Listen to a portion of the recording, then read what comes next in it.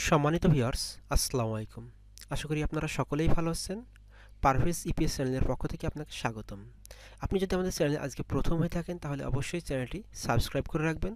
আজকের ভিডিওর টপিকটি যদি আপনার ভালো লাগে তাহলে অবশ্যই ভিডিওটিতে একটি লাইক দিবেন। সেই সাথে আপনার নতুন কোনো টপিক সম্পর্কে জানার আগ্রহ থাকলে কমেন্টের মাধ্যমে আমাদেরকে জানাতে পারেন। তবে আপনার কাছে আমার আজকে একটি বিশেষ রিকোয়েস্ট থাকবে, আপনার পরিচিত এমন ৫ জনকে আজকের ভিডিওটি শেয়ার করবেন যে ৫ জন কোরিয়ান ভাষা শিখতে আগ্রহী। তাহলে চলুন শুরু করা যাক আজকের আলোচনা। সম্মানিত ভিউয়ার্স, আজকে আমরা হিয়ত বাচ্ছিম ও অন্যান্য বাচ্ছিমের পরে হিয়ত থাকলে কিভাবে উচ্চারণ করব আমরা সেই সম্পর্কে আলোচনা করব। আমরা আজকে নতুন আরেকটি বাচ্ছিমের পর্ব নিয়ে আলোচনা করতেছি। আপনারা যদি পূর্বের বাচ্ছিমের ভিডিওগুলো না দেখে থাকেন তাহলে অবশ্যই পূর্বের ভিডিওগুলো দেখে এসে আজকের ভিডিওটি দেখা শুরু করবেন। তাহলে চলুন শুরু করা যাক আজকের ভিডিও। লক্ষ্য করুন, হিয়ত বাচ্ছিমের পরে দিয়ত থাকলে দিয়তের পরবর্তীতে থিয়তের উচ্চারণ হয়।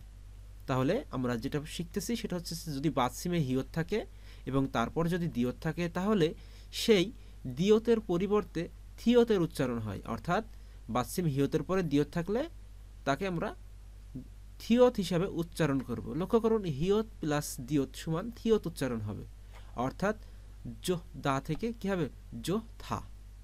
তাহলে আমরা ১ নম্বর যে উদাহরণটা রয়েছে সেখানে খেয়াল করলাম যে বাচ্ছিম হিয়তের পরে যদি দিয়ত থাকে তাহলে সেই দিয়তের উচ্চারণ থিয়ত হচ্ছে। আবার ২ নম্বর উদাহরণে লক্ষ্য করুন, আন দা, এখানে হিয়ত বাচ্ছিমের পরে আবার দিয়ত আছে, অর্থাৎ এই দিয়তের উচ্চারণটাও থিয়তের মতন হবে। তাহলে আন থা, আন থা। তবে বাচ্ছিমে যদি হিয়ত থাকে সেই হিয়ত মূলত উচ্চারণ হয় না, এই কারণেই এখানে এইভাবে লেখা হয়েছে যে আন থা। তারপরে আসুন আমরা পরের নিয়মটা লক্ষ্য করি যে হিয়ত বাচ্ছিমের পরে জিয়ত থাকলে জিয়তের পরিবর্তে সিয়তের উচ্চারণ হয়।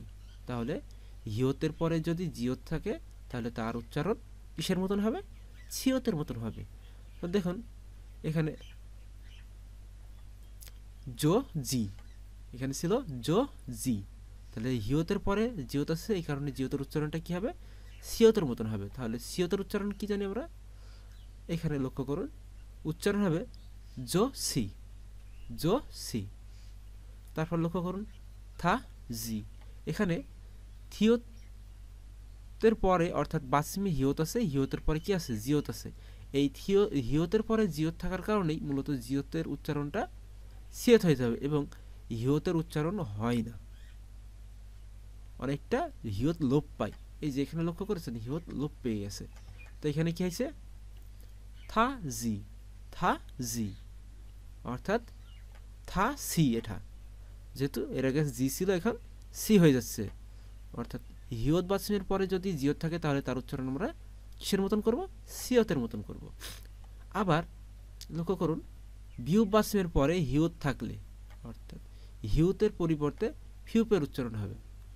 বাচ্ছিম বিয়োগের পরে যদি হিয়ত থাকে তাহলে বিয়োগের পরিবর্তে ফিউপের উচ্চারণ হবে। তাহলে আমরা লক্ষ্য করছি যে এখানে আগে ছিল বাচ্ছিমে হিউত, এখন বাচ্ছিম থেকে কি হচ্ছে, বাচ্ছিম বিয়োগের পরে হিউত। তাহলে বাচ্ছিম বিয়োগের পরে যদি হিউত আসে তাহলে বিয়োগের উচ্চারণ ফয়ের মতন হবে। আমরা জানতাম কি বিয়োগ যদি বাচ্ছিমে থাকে তাহলে তার উচ্চারণ পয়ের মতন হওয়ার কথা ছিল। তাহলে আমরা এখানে ফক চা ফা দা, আমরা পরবর্তীতে আরও একটি নিয়ম পড়ব যে বাচ্ছিমে যদি গিয়ক থাকে তারপরে যে বর্ণটি থাকবে সেই বর্ণটা অনেকটা সাংজিয়ত অর্থাৎ তার পরের হিসাবে গণ্য হয়ে যায় অনেকটা। এখানে যেমন গিয়কের পরে জিয়ত আছে, সেই জিয়তটা কী হয়ে গেছে, সাংজিয়তের উচ্চারণ এসেছে। তো আমরা ওই নিয়মটা পরবর্তীতে শিখবো ইনশাল্লাহ। আমরা এখন আপাতত যেটা শিখতেছি সেটার দিকে একটু লক্ষ্য করি যে বিউপের পরে যদি হিয়ত থাকে তাহলে বাচ্ছিম বিউপটা ফিউপের উচ্চারণ হবে। এই যে, আর যেহেতু হিয়ত বাচ্ছিমের পরে যদি কোনো হিয়ত থাকে তাহলে সেই হিয়তের মূলত উচ্চারণ হয় না, লোপ পায়। মানে মূল কথা হচ্ছে হিয়ত ম্যাক্সিমাম সময়তেই আপনার লোপ পেয়ে যায়। এই কারণেই যদি হিয়ত যদি এখানে লোপ পেয়ে যায় তাহলে কি থাকছে, এখানে কোনো কিছু থাকতেছে না, বাট বিউপ এখানে ফিউপ হয়ে যাচ্ছে, সেই ফিউপটা মূলত এখানে চলে যাচ্ছে। তাহলে ফোক চা ফাদা। তাহলে লক্ষ্য করুন নিচেরটা, এই যে ফিউপ কি হয়ে যাবে, থা ফা দা, থা ফা দা। আশা করছি বিষয়টা ক্লিয়ার করতে পেরেছি আপনাদেরকে। তারপর লক্ষ্য করুন যে গিয়ক বাচ্চিমের পরে যদি হিয়ত থাকে তাহলে সেই গিয়কের পরিবর্তে ক্ষিয়কের মতো উচ্চারণ হয়। তাহলে বাচ্চিম গিয়কের পরে যদি হিয়ত থাকে তাহলে সেই গিয়ক ক্ষিয়কের মতন উচ্চারণ হবে। যেমন এবং এই হিয়ত লোপ পেয়ে যাবে, হিয়তের কি হয়ে যাবে, লোপ পেয়ে যাবে। তাহলে কি হচ্ছে এখানে, সুখা, সুখা। এখানে সাকহান, সাকহান। বাট যখন এই নিয়মে আমি চলে যাব তখন কি যাবে, সাকহান, সাকখান, সাকখান। এই উচ্চারণটা একটু ভিন্ন হয়ে যাচ্ছে, এটা একটু খেয়াল করবেন যে সাকখান। তাহলে সম্মানিত ভিউয়ার্স, আমরা আজকে বাচ্চিম হিয়ত এবং অন্য বাচ্চিমের পরে হিয়ত থাকলে যে ধরনের উচ্চারণগুলো হয় সেই বিষয় নিয়ে 4টি নিয়ম শিখলাম। খুবই ভালোভাবে আরেকবার খেয়াল করুন যে বাচ্চিম হিয়তের পরে যদি দিয়ত থাকে তাহলে তার উচ্চারণ থিয়তের মতন হবে। তারপরে বাচ্চিম ইহতের পরে যদি জিয়ত থাকে সেই জিয়তের উচ্চারণ সিয়তের মতন হবে। এবং বাচ্চিম বিয়োগের পরে যদি হিয়ত থাকে তাহলে সেই বিয়োগ ফিউপের মতন উচ্চারণ হবে এবং হিয়ত লোপ পেয়ে যাবে।